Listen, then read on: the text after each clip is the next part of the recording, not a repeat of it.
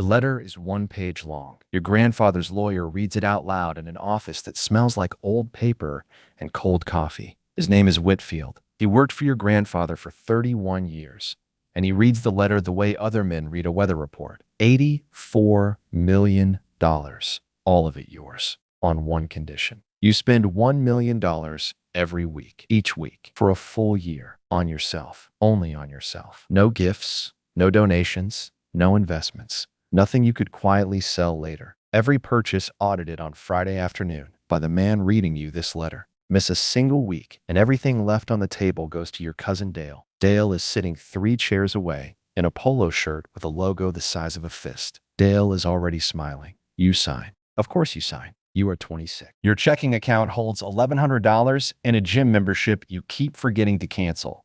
How hard can spending be? Whitfield slides a brown leather notebook across the desk. Your grandfather's ledger. 50 years old, every line ruled by hand. Entries in pencil going back to before your father was born. He asked that you keep your accounts in this, Whitfield says. By hand, his rule. You walk out of that office holding a dead man's notebook and the strangest job on earth. That night, you drive to the diner on Fairmont Avenue, the one with the booth by the window, and you order what your grandfather always ordered.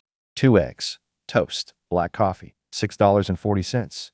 You eat it slowly. Monday, the first million lands. Week 1, you do it wrong. Monday morning, you buy the car. Silver, low, absurd. $389,000. You rev it in the parking garage just to hear the sound bounce off the concrete. Friday afternoon, Whitfield reads the receipt and slides it back across the desk. An asset, he says. You could sell it on Monday. Denied. The dealership takes the car back before dinner.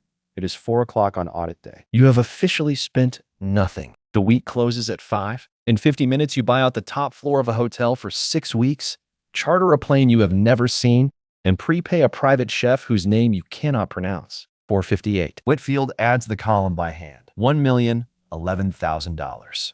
Spent. He stamps the page. Compliant. In the elevator, your phone buzzes. It's Dale. 2 words. 51 left. Week 2, you learn the rules of the game you are actually playing. Nothing you can resell means nothing you can keep. No cars, no watches, no art, no houses. The money is only allowed to become one thing: time, service, experience, comfort. Things that vanish while you're holding them. So you build the machine. A chef at $8,400 a week. A driver. A trainer who shows up at 6 and does not care how you slept. Chartered flights at $167,000 a leg. A villa on a cliff you rent by the month and visit twice. You buy out an entire restaurant on a Tuesday and eat alone at the best table because the empty seats cost more than the food. The ledger fills. Your handwriting starts to look like his. Week 9. $9 million spent.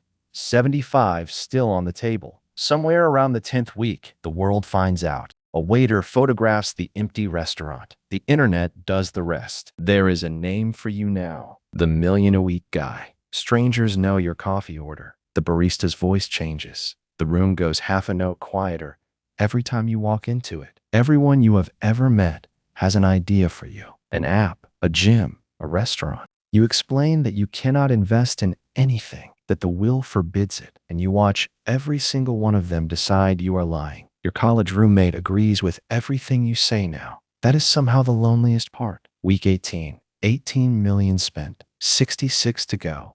You could not name half of what it bought. Then there's Maya. Maya has been your friend since the 4th grade. She works at a veterinary clinic on the east side, drives a Corolla with a cracked mirror she keeps meaning to fix, and she is the only person who still talks to you in her normal voice. She never asks you for anything. That's how you know something is wrong. You hear it from her sister. Her mother needs dental surgery, the kind insurance shrugs at $11,300. You have spent more than that on flowers, for rooms nobody sat in. Monday, you try. You hire Maya as a consultant. 1 invoice, $11,300, exactly. Friday, Whitfield doesn't even sit down. A disguised gift, he says. If I can see it in 1 glance, Dale's lawyers can see it in half of one. Denied. He pauses at the door. Be careful. A voided week costs you the remainder. A proven gift voids the will. So you sit that night in a $9,000 suite, 60 floors above the city, with a chef downstairs and a plane on standby, and you cannot hand your oldest friend $11,000. You are the richest person in every room,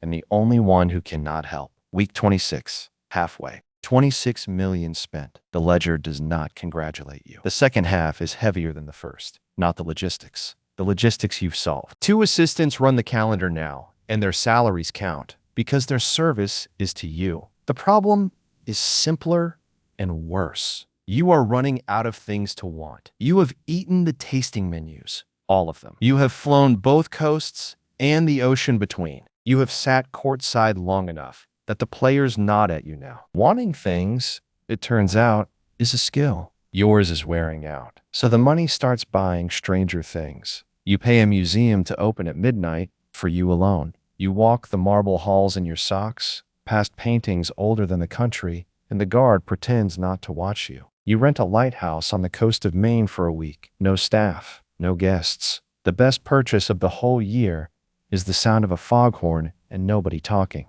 At night, in the lighthouse, you read the old ledger, the early pages. 1962. His handwriting, small and square. Work boots, Risold.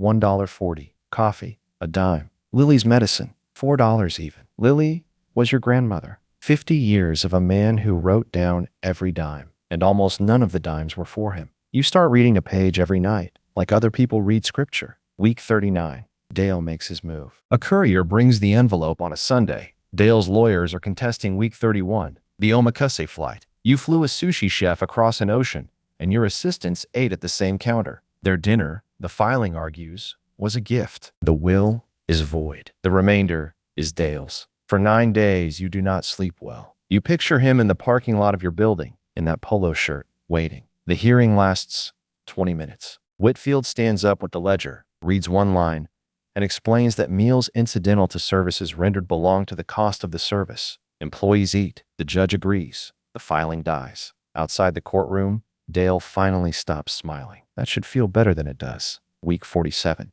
47 million spent. 37 million waiting behind a door that only opens if you keep walking. The last weeks are the quietest. You stop performing. You keep the chef, keep the trainer, keep the lighthouse booked, and you spend the difference on the only luxury with no photograph. Silent. Space. Mornings with no plan. People ask what you'll do when it's over. You tell them the truth. You don't know. Wanting is a skill. So is stopping. Week 52. The last million goes out the way the first one came in a hurry, and mostly on schedule. The chef, the flights, the lighthouse. One final week, booked for a version of you that already knows he won't need it. Friday. The office still smells like old paper and cold coffee. Whitfield adds the final column by hand, the way he has done 52 times, and closes the folder. 52 weeks. $52 million.